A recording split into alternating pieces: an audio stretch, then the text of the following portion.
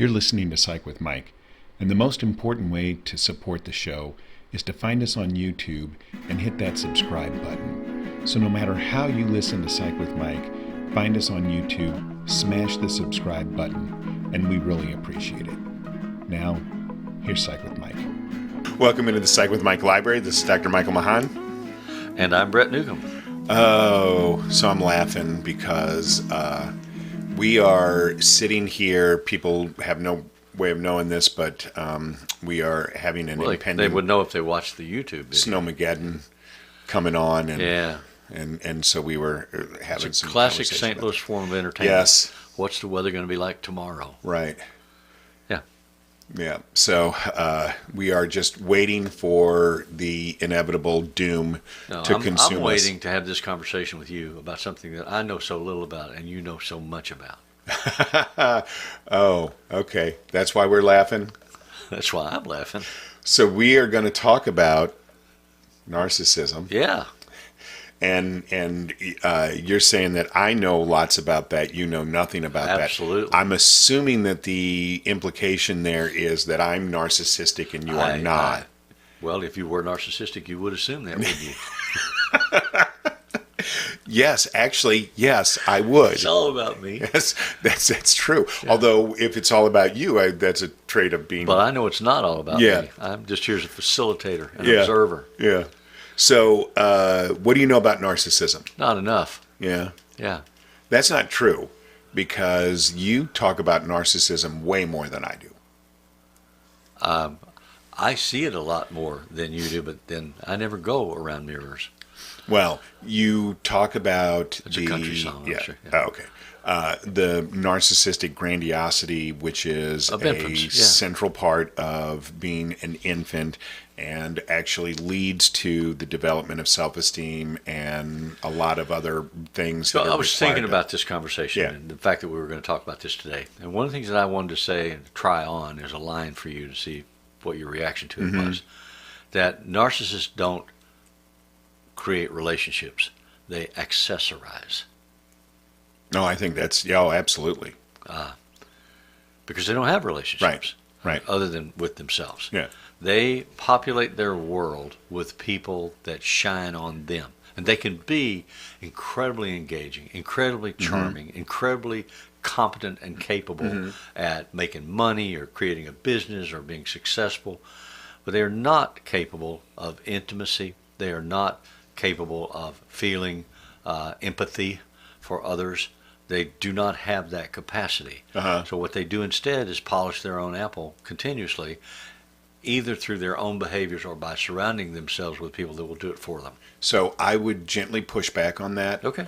And you say... be more aggressive than that if you want. And say that in my conceptualization, it isn't that narcissist... So the reason that we're doing this is because I want to go through... Well, no. But, because I want to go through all of the personality disorders. And so when we do a personality disorder episode, I will label that Get to Know a Personality Disorder so people can look for those, and I will identify what cluster they are and put information about the DSM in the show notes for each of these shows. Narcissism is the first show that we're doing, but there is another personality disorder called antisocial. And I would argue that antisocial personality disordered individuals do not have the biological capacity for empathy that narcissistic people do. They may choose not to engage it.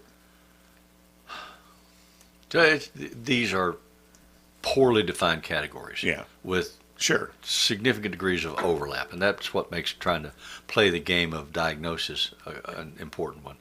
But it's also why I think that conversations like these are important, especially for people who may not diagnose these things very often, or maybe early in their practice and thinking about what are the So you and I have a good friend, Mike Norton, and we have, the three of us, have had a conversation repeatedly, because Mike doesn't retain it.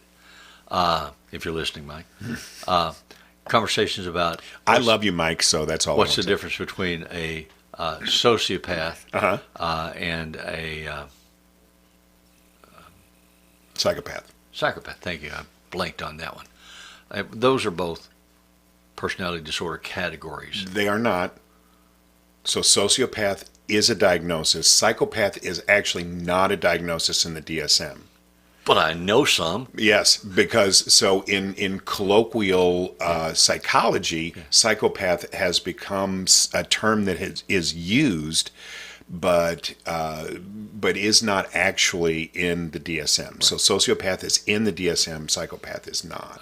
In other words, if it's not in the book, it doesn't exist. And so a sociopath is an antisocial personality disordered individual. Well, no, because I think there is a real distinction to be made.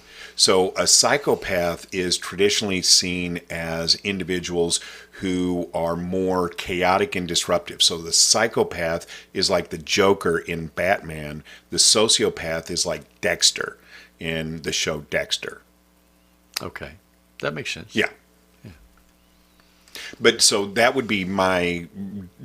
And which one is the show Mike was Psych with Mike? Which one is that? Personality disorder. Which personality? Are we back to narcissism again? There's so many. There's so many. All right.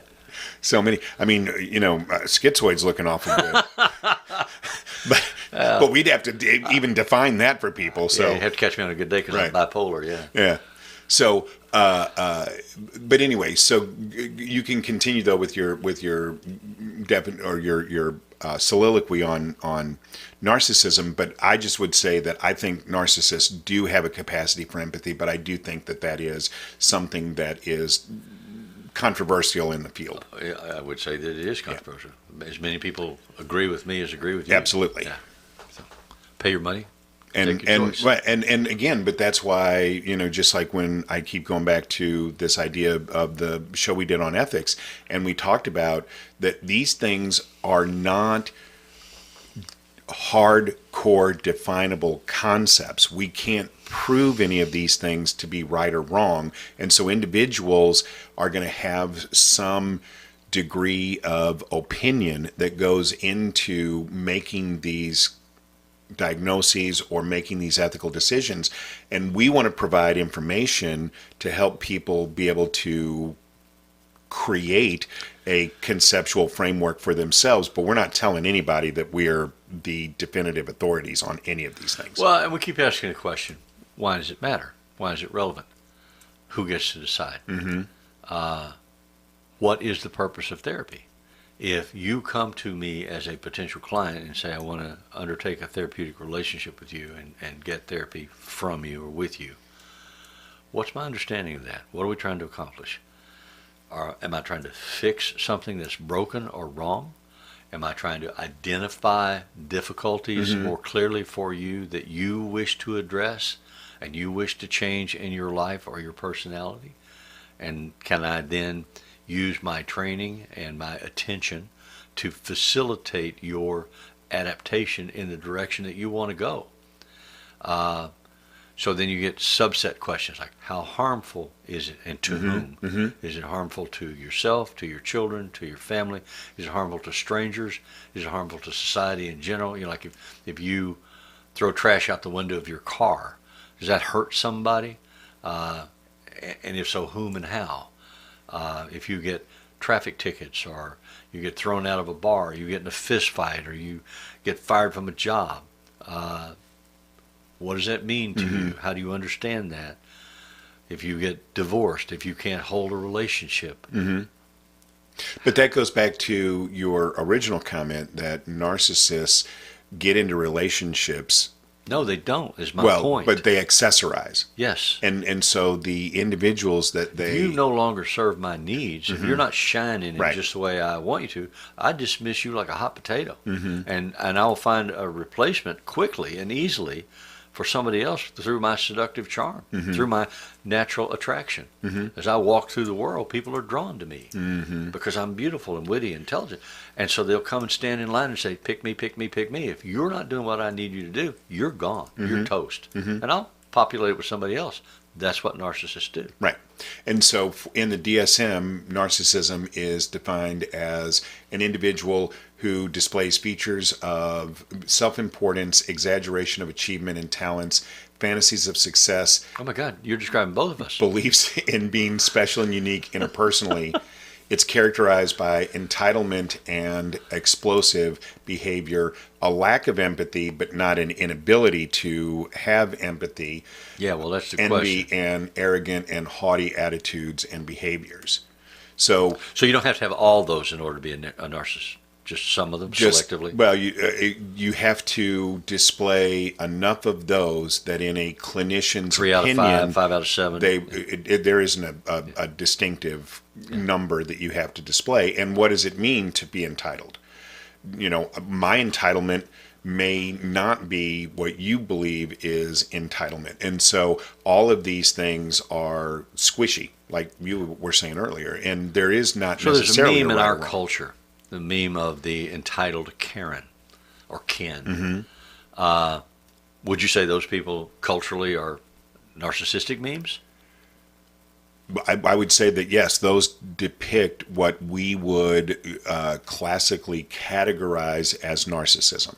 Yes. It's all about my entitlement. I'm Yeah. entitled to sit in this seat Right. because I want it. Right. And because I'm special and important. And then what happens is if you have two people who say, I'm entitled to sit in this seat, then what? Yeah. Who's the arbiter of that?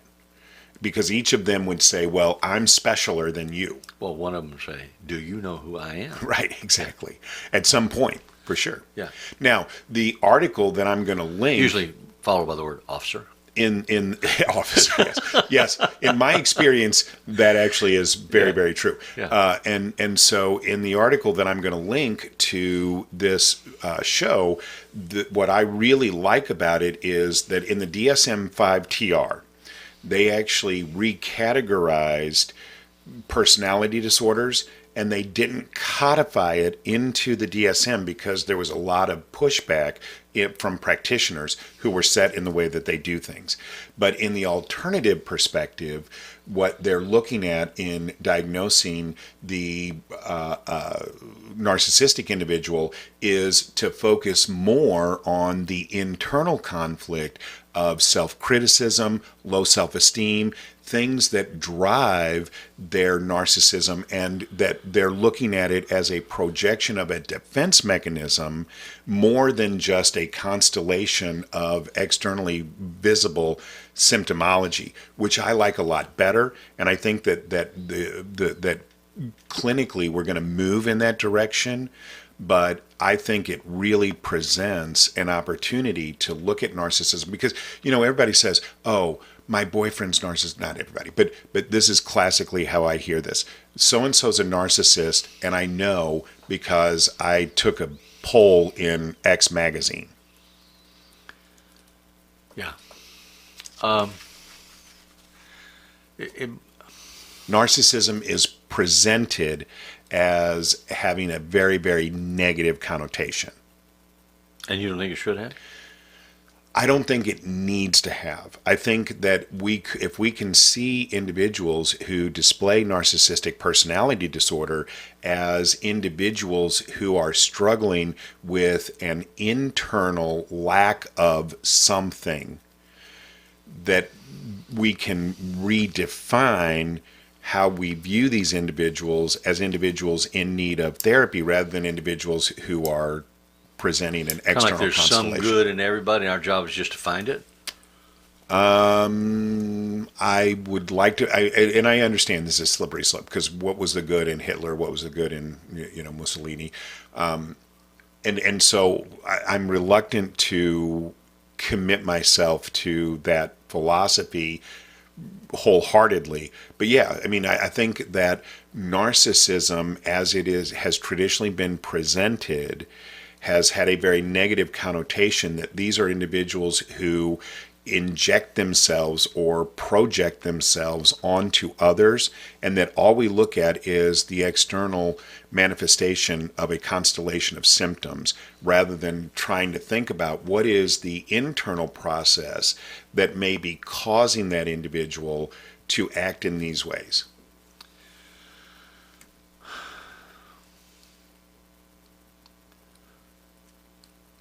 And my question again becomes, so what? I mean, am I just sitting around with you having this conversation and thinking about these things intellectually? or have somebody come in my office and sit down as a client, Right. or ancillary person to a client, that says, how do we dance our dance of relationship? How do I deal with changing the population of my life in a way that makes my life feel better? Take these people out of it and put new people in. Do I see patterns of having constantly replacing people? Why does everyone always fail me? Why am I always alone? Where's the pain? But here's the thing. I don't think for you Yeah. that it does matter, Okay.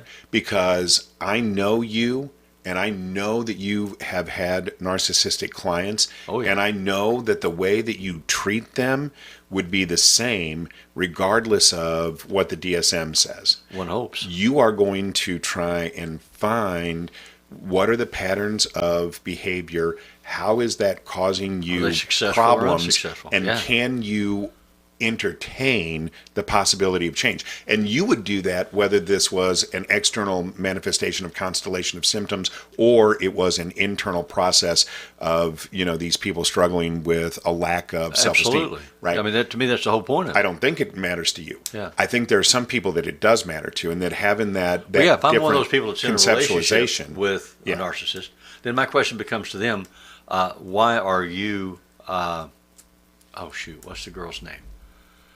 Narcissus was worshipped by the girl that turned into a stone. Echo. Yeah. Narcissus and Echo. Why are you living the life of Echo? If you're coming to me saying, oh, my husband or wife is a narcissist and they don't see me, they just use me, and they're blah, blah, blah, blah. And I'm like, okay, why are you being Echo? Where's your voice? Let's help you find a voice and help you voice that voice to see about changing your life. I mean, you're afraid. Oh, I'm not entitled to do that. Oh, that's too painful. That's too expensive. I couldn't live that way. I don't want that responsibility. I just want them to stop hurting me or using me. Yeah, okay. Right. And how can we move down that road? And if somebody comes in and says, oh, X person is hurting me, then knowing that they may be struggling with some real personal demons may not matter, because you just want them to stop hurting you. Well, we may need to look up the meaning of the word masochist. What's your payoff for that? What are you getting out of that? Internally or externally? Internally, you might be, well, yeah, that's what I'm supposed to do. Right. Externally, you might be able to complain to everybody, look how abused I am. But I don't have any responsibility for changing it. My message in therapy is always, you have the capacity to change, but you have to understand what the cost is. Right. And then if you choose it, Right. you can choose it. So going back to this idea of, I know that you have worked with a lot of narcissistic clients, and subsequently worked with, who are very attractive people. Yeah, sure. I mean, As long as most they're of the shining. time. Yeah. As long as they're shining. They're pretty unattractive when they're not shining. And then therefore worked with probably a lot of their extended Echoes. Yeah. So do you believe that the Echo has the greatest capacity for change, or do you believe that the narcissist has the greatest capacity for change? Who can disrupt? I don't believe that you can answer it that way. Okay. Each individual person comes with their own strengths and blocks. And So in it's some like- cases, it's like a Echo chess might be. game. Yeah. Okay. So you have to move the pieces around and see what paths open up going Yeah. forward. Yeah. And each one has a different potential path. Right. And I don't see, and I didn't have a preconceived idea of what my answer to that question would be. I just think that the individual with the greatest psychological flexibility is always capable of change more than the person with less psychological absolutely. flexibility. Yeah. And so that could be the Echo, or it could be the narcissist, either one. Could be the therapist. I'm going to fire you both. Yeah, it could be. Right. But I think that to me, that's the place where I would enter into the therapeutic I want to make a intervention. point, too, that I don't ever mean to be disrespectful. I Yeah. embrace the reality that presents itself in the room. My job is to be helpful if Yeah. I can find a way. Not judgmental, not rejecting, not controlling, not decision-making, reflective, Right. offering suggestions and possibilities, but encouraging you to make decisions and movement. And I think that that's a great disclaimer. Like, I know you, and so I'm never offended by that. Because when you said that, I thought you were saying that to me. I was like, I would never be. But no, I already know you're saying that, yes, to other people. Because I know you. I would never be offended. But I do think that, again, for you, these kinds of parsing distinctions don't matter because you're going to do what you do, which is going to be the right and appropriately therapeutic thing. I work the problem in the room. Yeah, no matter what. I see it. Yeah. But I do think that there are a lot of people who look at this, and we've been conditioned to see narcissism as a completely negatively connotated manifestation, and I don't think it has to be. Well, it kind of comes back to the definition of therapy along the lines of the medical model. Is it a problem that needs to be fixed? Is there a fixable solution? Take 10 grams of aspirin, 20 grams of cocaine, 3 shots of alcohol, you'll be all better. Right. And do it in 7 weeks in a 45-minute session, or you can't get paid for it. So, the insurance industry, people's expectations, the medical model, the practice of medicine gets in the way. Sure. Which is what the whole movement about brief, short-term therapy, I think, is a false leader. I think what's really a false leader is the idea of online therapy. Real therapy, I agree. Yes, if you live in Montana and it's 700 miles to the closest town, you gotta do something. then you got to do. It's better than nothing. Right. But we did a recent episode on loneliness, and in that I said to people, we have an epidemic of loneliness in this society when we are more connected electronically than we've ever been. Being connected electronically is not the solution to our social problems. But the newest generations in our culture are being acculturated to that from 2-3 years old. They have an electronic device at all times in their hands to entertain and distract themselves and to connect with.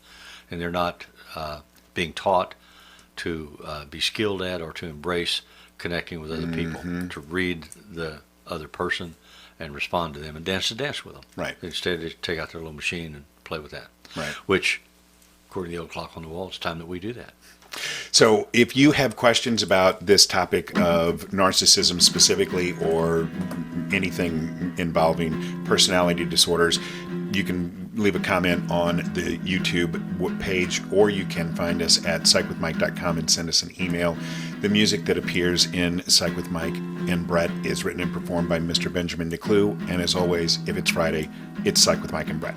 Drive to North Carolina. I mean, you could drive it to North Carolina. No. But I was thinking just in terms of getting to the airport. I'm good. Hey, bud. How you doing? Hi. Hi, both of you. Yeah. Hello.